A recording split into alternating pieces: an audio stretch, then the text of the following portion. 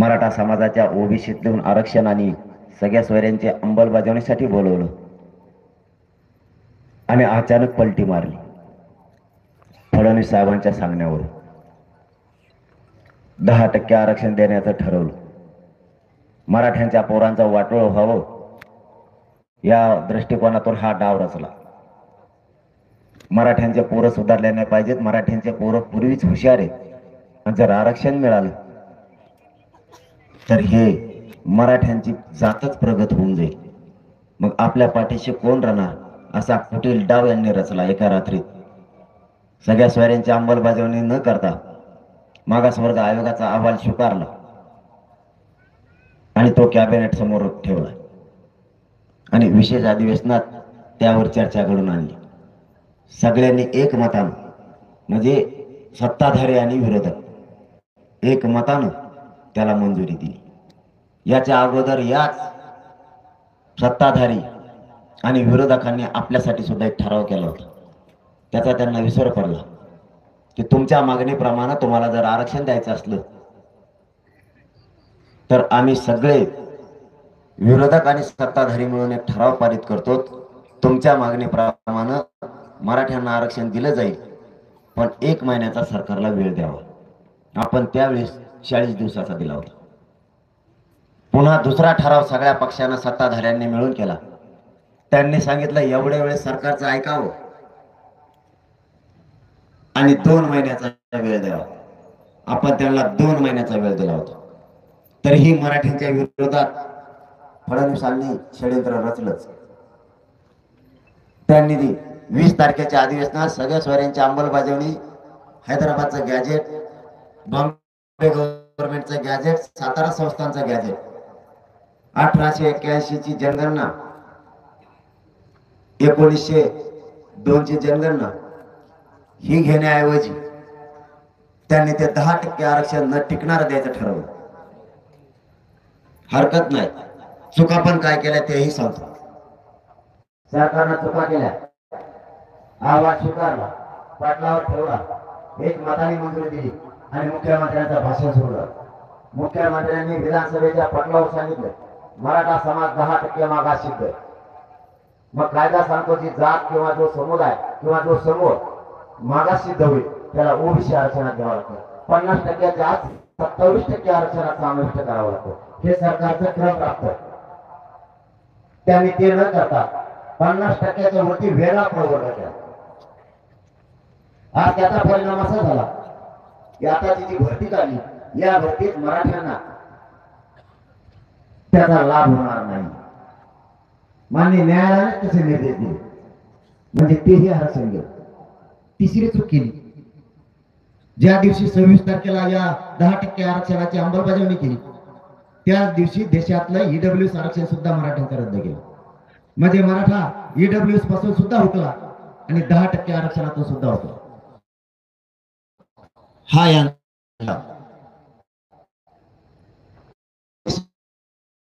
मराठ्यांनी तो हलवून पाडला.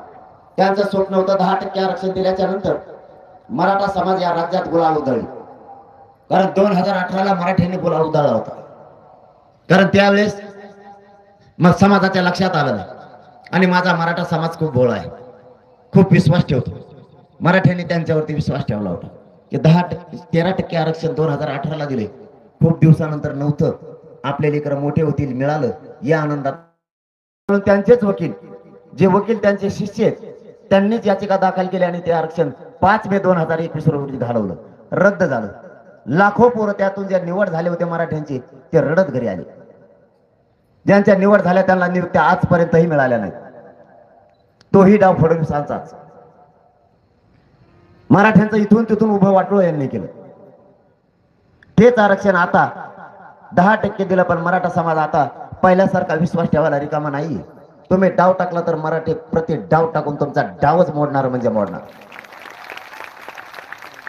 10% आरक्षण दिला, मराठ्यांनी गुलालच नाही उधळला. त्यांचा तीड अधिवेशन घेतलं तरी मराठा गुलाल उधळत नाही, म्हणजे आता आपलं काही खरं नाही. त्यांना 2018 सारखंच करायचं होतं मायबापावर. 2018ला ज्यावेळेस 13% आरक्षण दिलं त्यावेळेस आपल्या मायबाप माझ्या समाजानं त्यांचा उपकार लगेच फेडला. 106 आमदार त्यांना निवडून दिले. उपकार ठेवला नाही माझ्या मराठ्याने. तीच डाव यावेळी साधायचा होता. निवडणुकीच्या तोंडावरती 10% आरक्षण दिलं, पुन्हा ही निवडणूक जिंकायची आणि पुन्हा ते आरक्षण कोर्टात लटकायचं, पुन्हा मराठ्यांच्या पोरांचं वाटलं. परंतु यावेळेस मराठ्यांचं नशीबच बलवंतर होतं. मराठ्याच्या नशिबानंच मराठ्यांना साथ दिली. यावेळेस निवडणुकीच्या अगोदरच मान्य न्यायालयाने परवा निकाल देऊन टाकला की हे आरक्षण याचा नोकरीत लाभ होणार नाहीये म्हणून. असं मला मीडियाच्या माध्यमातून, बांधवांच्या माध्यमातून कळाले. मी पण आणखी निकाल वाचलेला नाही.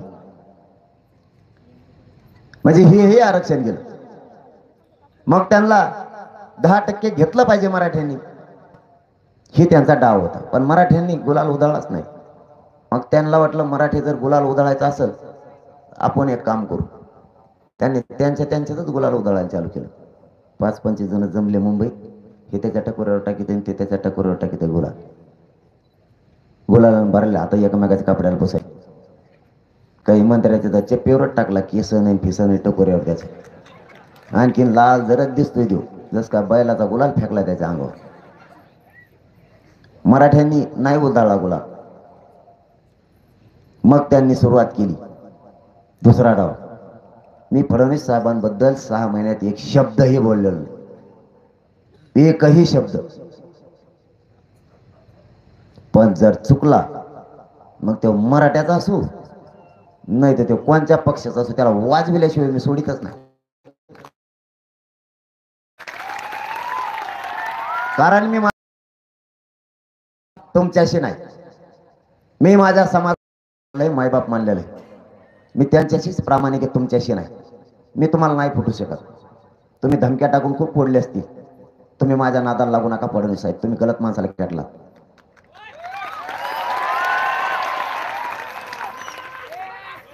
तुम्ही माझा नादच करू नका कसलाच. कारण मी ऐकू शकत नाही. मी निष्ठावान आहे, माझ्या समाजावर निष्ठा आहे माझी. मी माझ्या समाजाला मायबाप मानलेला आहे आणि बापाशी गद्दारी करणारी पैदास माझी नाहीये. त्यांनी डाव टाकला, याला 10% घ्यायला लावा अशी सागर बंगल्यावर बैठक घेतली आणि त्या बैठकीत ठरवलं त्यांनी 10% जर तो म्हणला हे 10% टिकतंय, चांगलं आहे, मराठ्यांचा फायदा आहे, तर मराठे हो म्हणतील. मराठे त्याचा ऐकतेत आणि तो पण मराठ्यांचा ऐकतो. कारण मी माझ्या मराठ्यांचा ऐकतो, त्याच्याशिवाय मी पुढे चलतच नाही.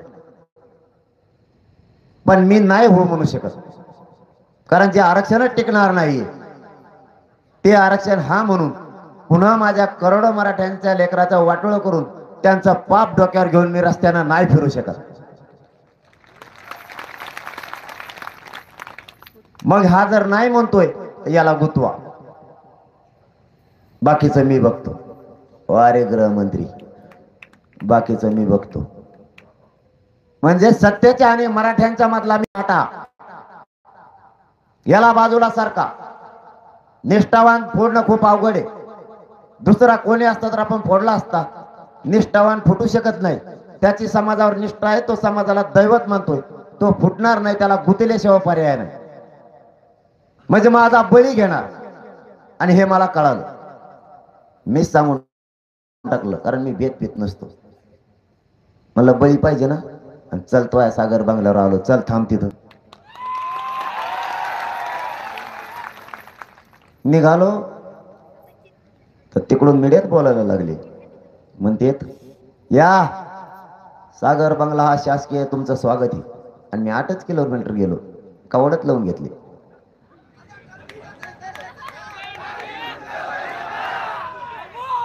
चांगलं नाही हे वागणं. तुम्ही पालकत्व स्वीकारलंय राज्याचं, एका मोठ्या पक्षाची जबाबदारी तुमच्यावर आहे.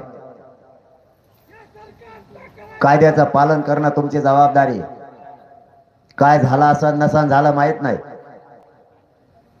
परंतु आपली मायबापाच्या भूमिकेत आपण आहेत. राजगादी आपण स्वीकारली. या जनतेनं तुम्हाला त्याच्यावर बसवलंय. न्याय देणं तुमची जबाबदारी. कायदा हातात दिला किंवा एखादं मंत्रिपद हातात दिलाय म्हणून त्याचा गैरवापर करून गोरगरीब मराठ्यांचे पोरं गुतवायचे, त्यांच्यावरती खोटे केसेस करायच्या, त्यांना गुतवायचं. नवीन डाव 4था चालू केला. तुम्हाला 5वा डाव सांगतोय. जे शिप्या लावल्यात आपल्या लोकांना फुलं टाकायला. मी लय वेळेस सांगितलं नका लावू म्हणून, पण हे पोट्टे ऐकत नाही, लावतेतच. बरं तुमचं काय चाललंय? लावल्या तर लावल्या. फडणवीस साहेबांचं काय चाललंय? त्याचं काही नीट आहे का? तुमचं वजन कमी व्हायला लागले? प्रॉब्लेम काय तुम्हाला? जेसीपी आमच्या, फुलं आमचे, लोक आमचे, पैसे आमचेच, वावरात उभा केल्या तर आमच्या. तुम्हाला काय नीट आहे? तुमच्या दारात का भिताड पडलं घ्या एखादं? त्या जेसीपी आल्यावर गुन्हे दाखल करायला चालू केले. अरे काय नीचपणा लावला, काय नीच सारखीच तुमची वृत्ती आहे. इतक्या खालच्या दर्जाचा गृहमंत्री असावा आणि मराठ्यांविषयी एवढा द्वेष. त्या जेसीबीवाल्यावर गुन्हे दाखल. दुसरे गुन्हे कोणते केलेत? बोर्ड लावलेत आपण चलो मुंबईचे, ते बोर्ड काढायला चालू केले पोलीस बांधवांच्या हातातून. त्यांना काय दोष देत आहे? त्यांना दोष देऊ नका, वरून आदेश येते. त्यांना काढायला सांगितले ते काढते. मी विचारलंय वरपर्यंत, मी फोनाला येत असतो, मी ढिला पडत नाही. मी एका अधिकाऱ्यांना फोन करून सांगितलं, मला साहेब बोर्ड का काढताय, काय कारण त्याचं? ते म्हणले वरूनच आदेश आहे. मग आणखीन वर सरकवलं, म्हणलं वर कुठशी घे बघावं. वर सरकवलं, वरच्याला फोन लावला, म्हणलं साहेब काय अडचण? ते म्हणले पाटील वरूनच आदेश आहे. जाऊ द्या म्हणलं. मग आणखीन वर सरकवलं थोडं. मी वर सरकायला मागं पुढं बघतच नाही. कमिशनर साहेबाला सुद्धा विचारलं, ते म्हणले पाटील वरून आदेश आहे. वर सरकवलं आणखीन थोडा, केलं पुढं, थेट गृहमंत्र्यापाशी गेलं, तिथून आदेश येते. काय गृहमंत्री पद चालवताय? काय जनतेविषयी तुमची भावना, काय द्वेष आहे तुमचा इतका? बरं झालं आता उघडा पडला, नसता तुमच्या चेहऱ्याकडे बघून लोक चलत होते चांगला आहे. तुमच्या पोटातले सगळे विचार बाहेर पडले आणि समाज तरी खुश झाला, समाज तरी हुशार झाला. मराठा समाजासह इतर समाजाच्या बांधव हुशार झालेत की हो आपल्याला सुद्धा असंच करू शकतेत म्हणून. दुसरं, त्या बोर्डावर काही लिहिलंय का काढायला? उद्या सकाळी 11 वाजता कापाकापी करण्यात येणार आहे असं लिहिलंय का? त्या बोर्डावर काही लिहिलंय का? दहशतवादाचं केंद्र या ठिकाणी प्रशिक्षण घ्यायला या. उद्या सकाळी एकामेकाच्या टंगड्या मोडून गळ्यात गुता. अरे मग काढता का म्हणून त्याच्यावर पक्षाचं चिन्ह नाही? आचारसंहिता लागली का? अरे मग काढतो का म्हणून मा फोटो आहे म्हणून काढतो काय? मग अरे पण तू जरी फोटो काढले, एवढं काय भेव वाटायला लागलं तुम्हाला माझ्या फोटोचं? लगी एवढी काय भीती आहे तुम्हाला? तुमचे लावा ना, 200 फोटो उचलावा आणि त्याच्यावर वर बसावं तुम्ही टांगड्या सोडून. आम्हाला काय घेणं आहे का? जेसीबीवर गुन्हे का? त्यांचे अमित शहा साहेब संभाजीनगरला आले होते आणि अमरावतीला काही यवतमाळला मोदी साहेब आले होते. मला इकडं मराठी फुलं टाकते, तिकडं पडले नाहीत. मग मी काय करू? त्यांच्यावर पडले नाहीत नाही अजून मित्रांनो, चॅनलला सबस्क्राईब मी करू काय? त्यांच्यावर नाही पडले, टाका 2 ट्रक आणून होता त्यांच्यावर वरून. आम्ही काय नको म्हणलो का? इतकी जळावरती मराठ्यांच्या पोराने रॅल्या काढल्या, ते गुन्हे दाखल. आता इथून मागे झोपले होते का? नुसता द्वेष कशासाठी? 10% घे म्हणा, नाही तू तू मला झोप येते साहेब. तुम्ही ते भ्रष्टाचारी होते म्हणून बेलेन तुमच्याकडे आले. भोपाळमध्ये मोदी साहेब म्हणले अजित पवार साहेबांचा 70,000चा घोटाळा बाहेर काढल्यावर काय होईल, एवढंच म्हणले. हे दुसऱ्याच दिवशी सकाळी उपमुख्यमंत्री झाले. आता झाले स्वच्छ. एकाचा रुपया नाही घेतलेला या आंदोलनात. माझ्या मराठ्यांच्या कष्टाचे पैसे, माझ्या मराठ्यांनी आंदोलन चालवलंय. तुमच्यासारखा जनतेचं रक्त पिऊन कमवलेली प्रॉपर्टी नाही आमची. माझा समाज घाम घालतो, रात्रंदिवस कष्ट करतोय, याच्यात कोणीच नाही. यासाठीच काय काही नाही मा, तुम्हाला सापडूच शकत नाही याच्यात काहीच. या आंदोलनाच्या मागे कोणीच नाही, फक्त मराठा समाज आहे.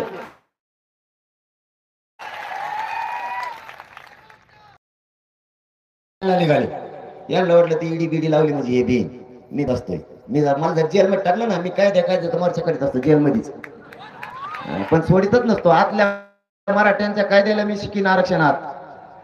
तो आहे कामाला नाही येणार त्याला सांगन, पण तो आहे चुलत्याच्या कामाला येईन. चल वरच्याकडं आपण दोघं त्याला उपोषणला बसेन, मी आत बसल.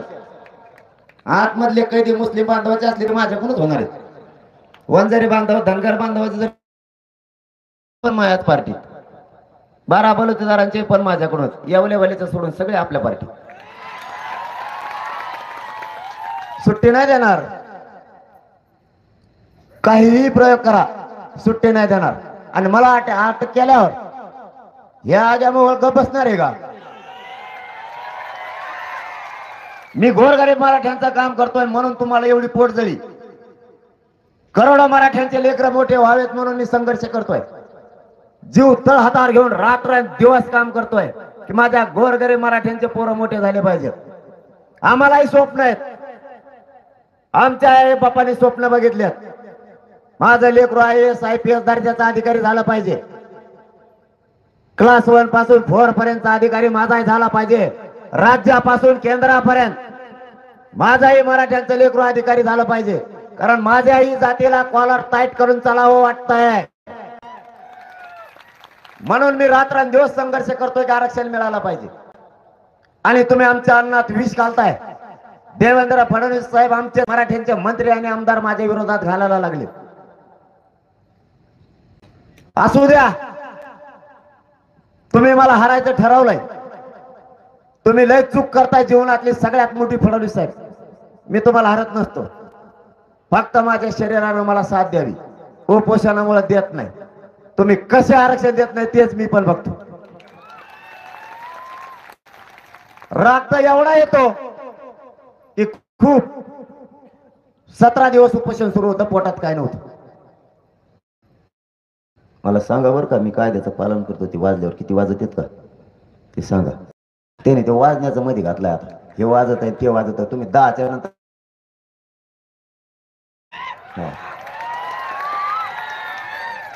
आमच्यावर जे जे गुन्हे दाखल झालेत ना आता त्याचा हिशोब होणार आहे सगळा. आता आमच्यामुळे ट्रॅफिक जाम होती, त्यांच्यामुळे होती. त्या टायमाला होते का गुन्हे दाखल बघतो ना आता कसं काय करीत नाही. ती गृहमंत्र्याकडेच बघतो, खालच्या पोलिसाकडे त्याला सोडतच नाही. आता त्यांनी कार्यक्रम लावला सगळा. थोडे दिवस हे पद म्हणा, जास्त रग दाखवू नका त्या पदाची. चालला आता जवळ आलंय. मराठ्यानेच घराघरातून फॉर्म भरलाय. 12 मतदान पडले खासदार. तुम्ही बसा घरी. आता ज्याचा वाडा मोठा तोच खासदार. आता इथं गेलं फडा. आता बस टकोऱ्यावर घेऊन मशीन बस डांबऱ्यावर रात्रीत. आता कुठं रात्रीशी आहे का? केंद्रावर रात राहायला जागा, शाळात वावरात रात्रीवर मारायचं. आता मराठी जर उचल म्हणले तर कुठं ठुशील मग नेऊन? बस स्टँडवर ठेवतो का? तो डाव टाकतो. मराठी प्रति डाव टाकते. मी सांगितलं होतं मराठीला नादी लागू नका तुम्ही. यांचा डाव सुधरत नाही चांगल्या चांगल्याला. हे जर डोक्यात घेतलं तर आयुष्यभर गुलाल लागून देत नाही एखाद्याला.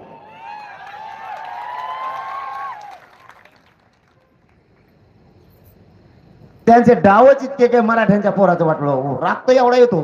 17 दिवसाचं उपोषण केलं. बोललं का नाही बोललं मला माहित नाही. त्याच्यात लक्षात येत नाही माणसाला काय झालं. चिडचिड होती. विधानसभेच्या पाटलावर म्हणले आई बहिणीवरून बोलला. माहित नाही त्याच्यात काय होतं काय नाही. तुम्हाला उपोषण नाही कळायचं फडणवीस साहेब? उपोषण कशाला म्हणते?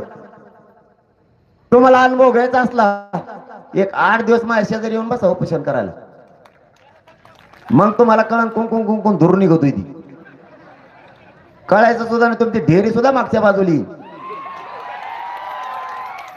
काहीच करायची गरज नाही. योगा फेवगा काही नाही. ढेऱ्या कमी करायचं औषध माझ्याजवळ आहे. फक्त माझ्या शेजारी बसा. कशा उलट्या होत्यात बघा तुम्ही. बोलताना गोड लागतं. इथं रक्त जाळावं लागतं तेव्हा जात मोठी होती. तुमच्यासाठी लोकांच्या मतावर मोठे होणारे आम्ही नाहीत. आणि म्हणे आई बहिणीवरून बोललो. बर ठीक आहे, त्याच्यात काही कळत नाही लक्षात नाही.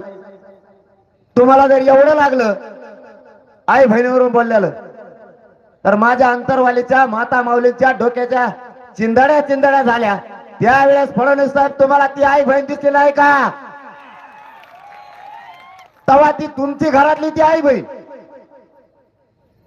आणि आमची ती आई बहीण नाही. राज्य चालवायला तुम्ही निघालात. स्वतःच्या घरातली आई बहीण आणि राज्यातल्या जनतेची माता माऊली आई बहीण नाही. वारे राज्य चालवणारे स्वतःची पाठ मिळवून घेणार जनतेच्या जीवावर पद भूषविणार आणि त्या जनतेच्या पाठीत खंजीर खुपसणार तुमच्या घरातली ती आई आणि आमच्या आई बहिणीचे डोके बंदुकीच्या दस्त्याने फोडले गेले. 34 टाके त्यांच्या डोक्यात पडले. फडणवीस साहेब, तेव्हा तुमचा छत्रपतींचा विचार कुठे गेला होता? तेव्हा नाही का आई बहीण दिसली? 9 वर्षाच्या मुलीच्या पायात गोळी घुसली. ती गोळी काढताना 1.5 लिटर त्या लेकराच्या पायातून पाणी निघालं. फडणवीस साहेब, तुम्हाला त्यावेळेस नाही का आई बहीण आठवली? तुमची ती आई बहीण आणि आमच्या आई बहिणीला विचारतच नाही. आम्हाला प्रतिष्ठा पण नाही. वारे राज्य चालवता आणि कायदा आम्हाला शिकवताय. आमच्या लेकराच्या पोटात गोळ्या शिरल्यात. लिलाव होते हॉस्पिटलमध्ये सुद्धा निघल्या नाहीत. आताही 15 गोळ्या त्या छर्याच्या पोटात. तेव्हा कुठे तुमची माणुसकी गेली होती? आमच्या काही माता माऊलींच्या गुडघ्यात गोळ्या शिरल्यात. ती आताही बाजार झोपून आहे. तिला नाही शेतात जाता येत. तिच्या संसाराचा वाटोळा तुमच्यामुळे झालाय. ती नाही काही बहीण वाटली तुम्हाला? 350 माझ्या मराठा बांधवांनी आत्महत्या केल्यात. आमच्या आई बहिणीचं कंपाळाचं कुंकू पुसलंय. त्यांचा संसार उघड्यावर आलाय. फडणवीस साहेब, तुम्हाला तिथं आई बहीण नाही दिसत का? तुमची ती आई बहीण आणि आमची ती नाही. बघू तुम्ही सुद्धा किती नडता येते. तुम्हालाही मराठ्यांना खेटायचे, लक्षात ठेवा. आमच्या आई बहिणीवरती हात उचलता आणि ज्या पोलिसांनी हात उचललाय त्यांना तुम्ही बढत्या दिल्यात. वारे गृहमंत्री, मराठ्यांच्या नादी लागायला निघाला. तुम्ही आमच्या नादाला नका लागू. मी रात्री माहिती घेतली. जेवढ्या पोलिसांना निलंबित केलं होतं त्यांना सगळ्यांना बढती दिली यांनी.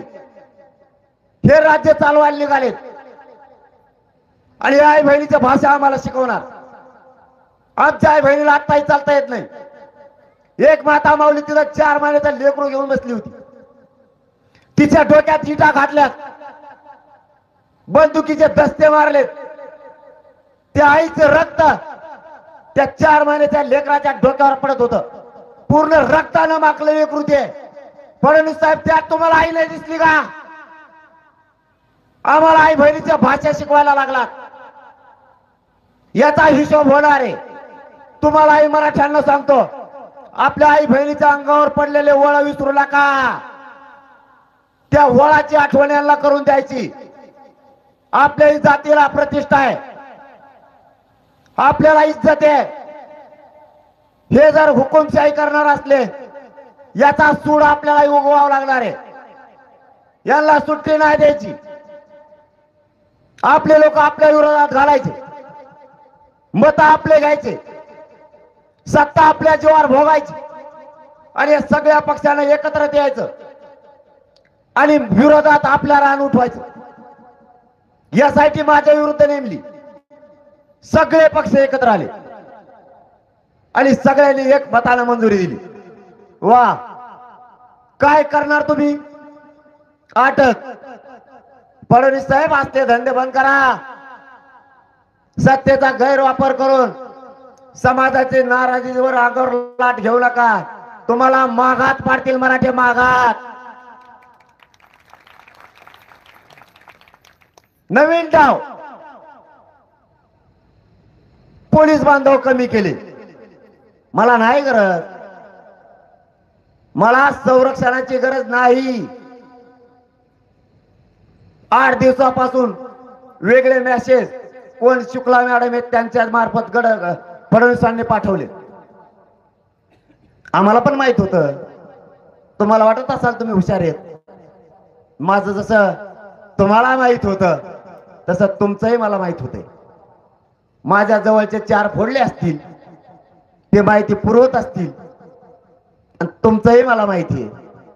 तुम्ही पैशाने लोक जिंकले असतील, पण मी मनातून तुमच्या शेजारचे लोक जिंकले. ते रात्र दिवस तुम्ही काय करताय मला सांगताय. तुम्ही काळजी करू नका.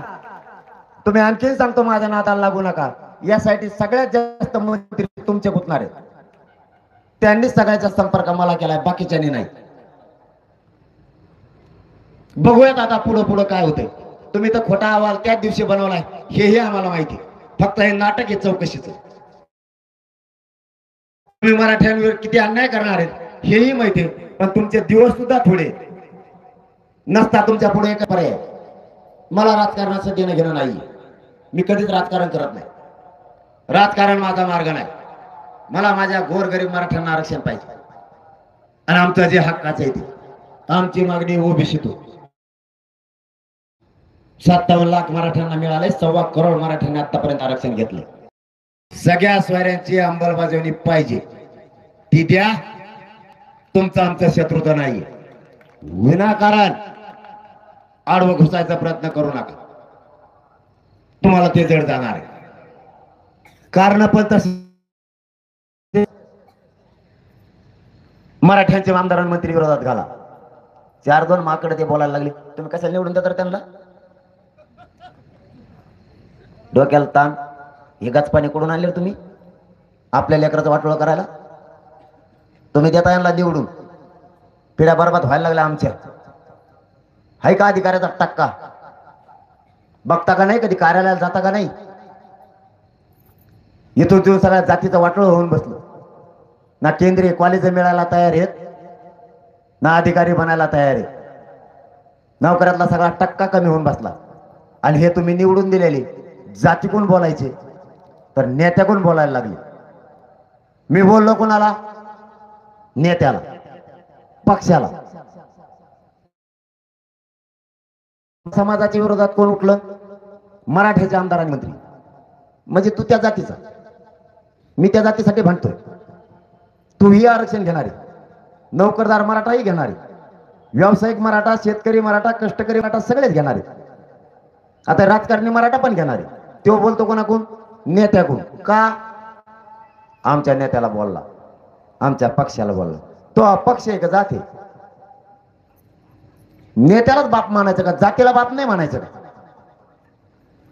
ही जातीनं तुला मोठं नाही केलं का? जातीहून बोलायचं शिका.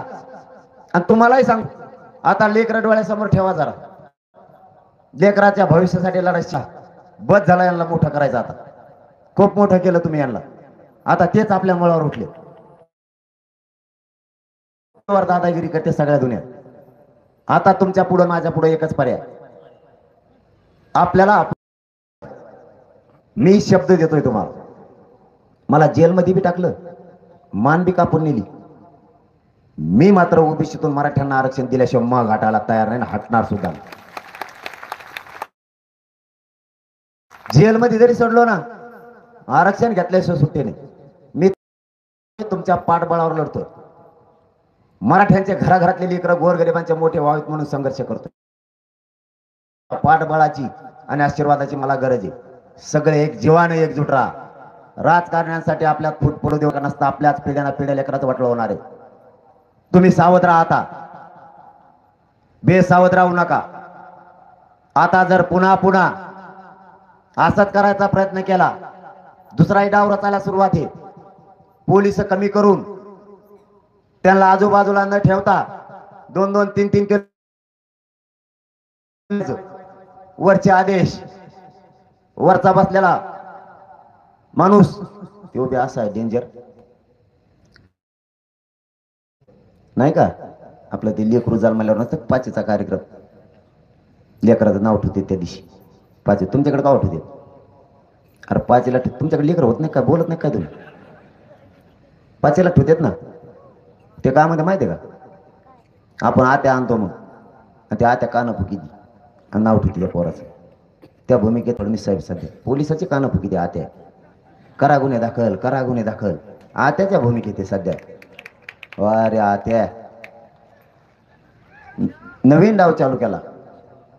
मागं पुढं पोलिस लांब ठेवायची 2-2 किलोमीटरवर, काही गरज नाही म्हणून. आणि भाजपच्या कार्यकर्त्याकडून हल्ला घडवून आणायचा. बहा गृहमंत्री ये बरं म्हणा त्याला गाडीच्या पुढे, मग दाखवतो तुला. तू नुसता गाडीच्या पुढे ये माहिती कोण कार्यकर्ता आहे त्याला म्हणा. तू महाराष्ट्रात कोणत्या कोपऱ्यात? मी भेट नाही या साईटीला सुद्धा नाही. ए काय आले काय चर्चेला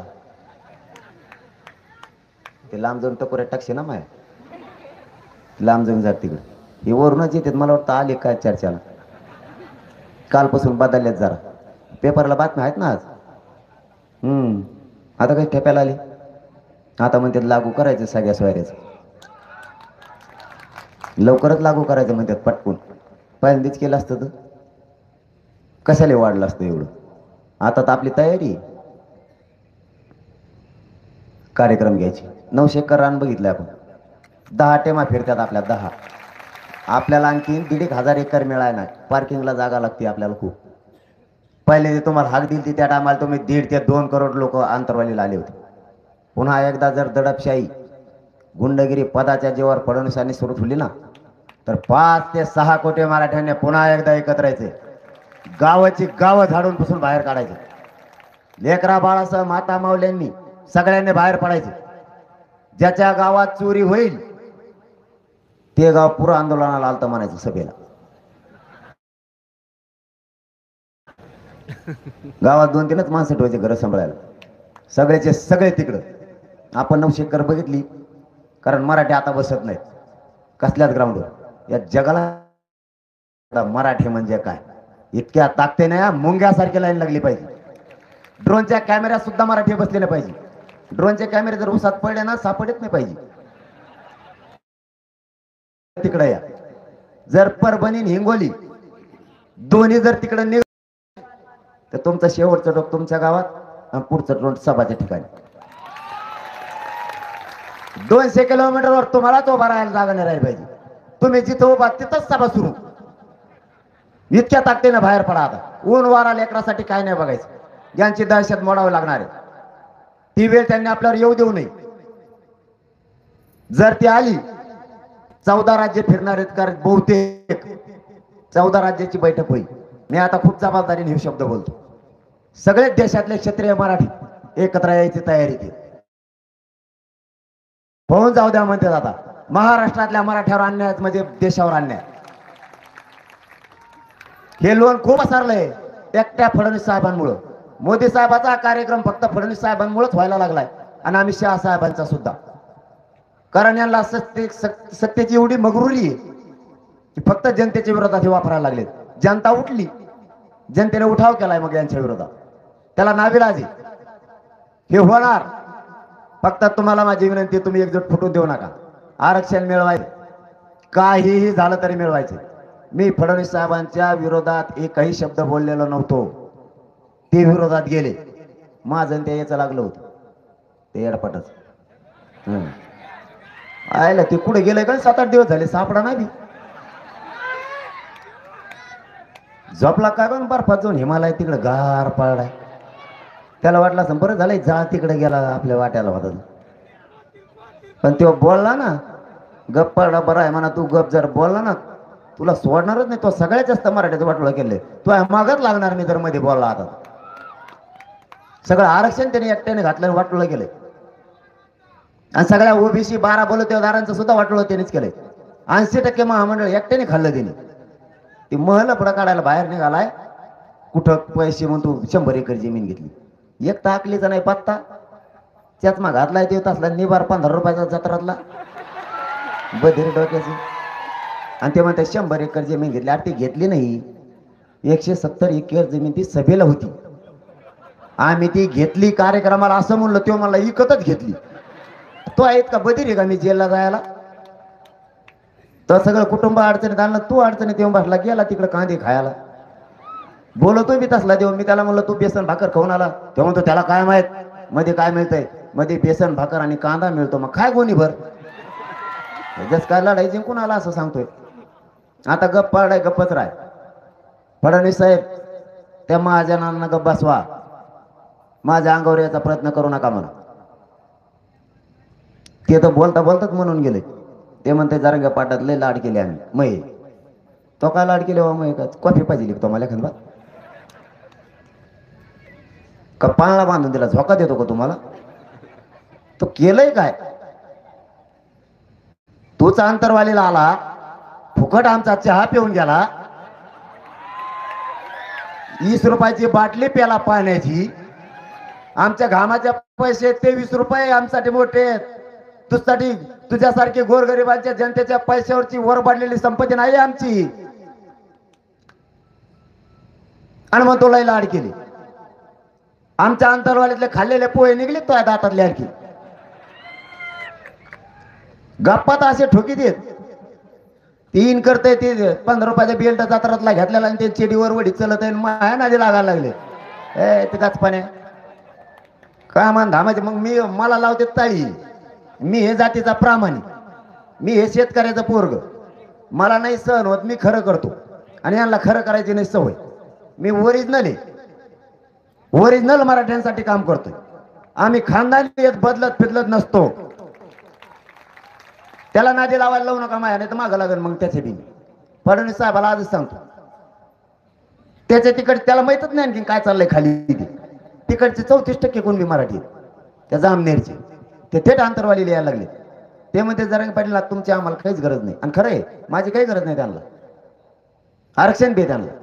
पण ते म्हणते किमान तुम्ही समाज एकत्र केला त्याच्याबद्दल आम्हाला तुमचा स्वाभिमान आहे. आणि तुमच्याबद्दल तो बोलला आम्हाला सहनच व्हायना. आम्ही त्याला कार्यक्रमात दाखवतो. झाल्या धुरे उलारतोय आता. तिथले सुद्धा कुणबी मराठी एकत्र केले. ते म्हणजे कुणबी मराठीच आहेत ना, याला आयुष्यभर मोठं केलं. जातीच्या विरोधात बोलायला लागला. काय करायचं सांगा आता. ते जर 34% विरोधात गेले, याच्या तांगा पलटी होईल तर चाक तरी सापडत का? कुंकड काय बोलते यांचा भरोसाच नाही. मंत्रीपद हे बस्तीच्या जोरावर बोलायचं. कुणाला बोलायचं? माझ्याजवळ काय मग यासाठी चौकशी करायला. यासाठी चौकशी कोणाची असती?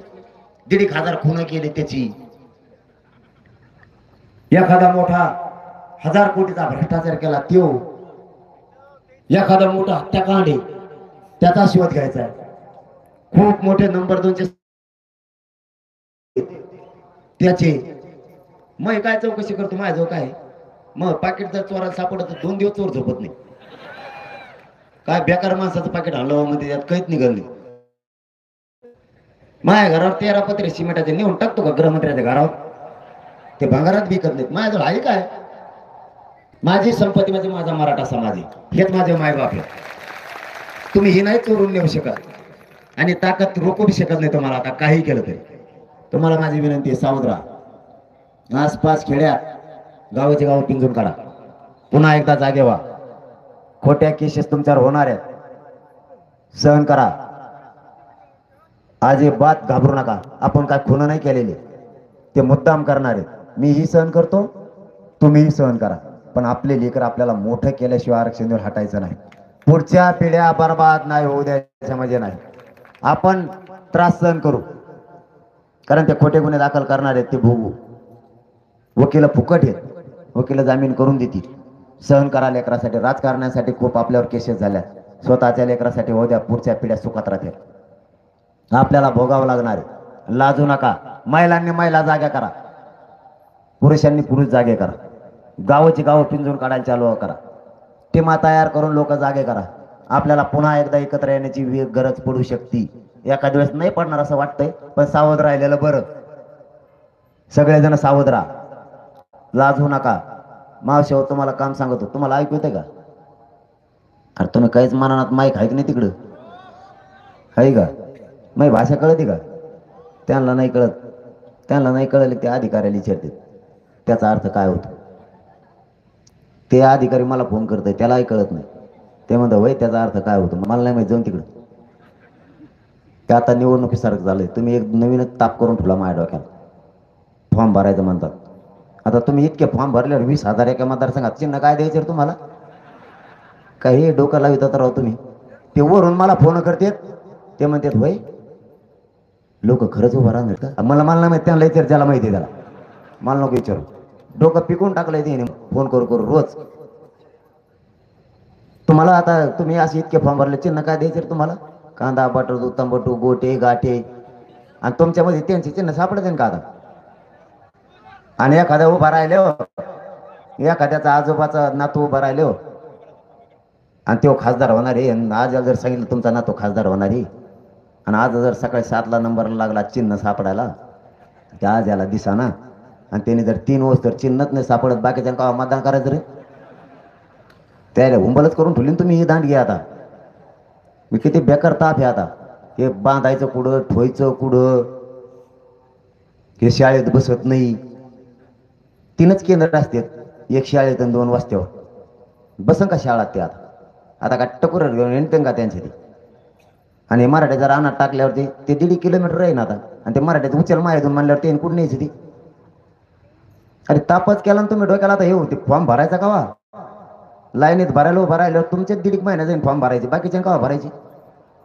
आणि त्या नेत्याचा नंबर येईल का फॉर्म भरायला? आता त्याचं चिन्ह तरी सापडलं पाहिजे आपल्यामध्ये. मोठं डोकं लावलं हो तुम्ही, कमाल आहे तुमची.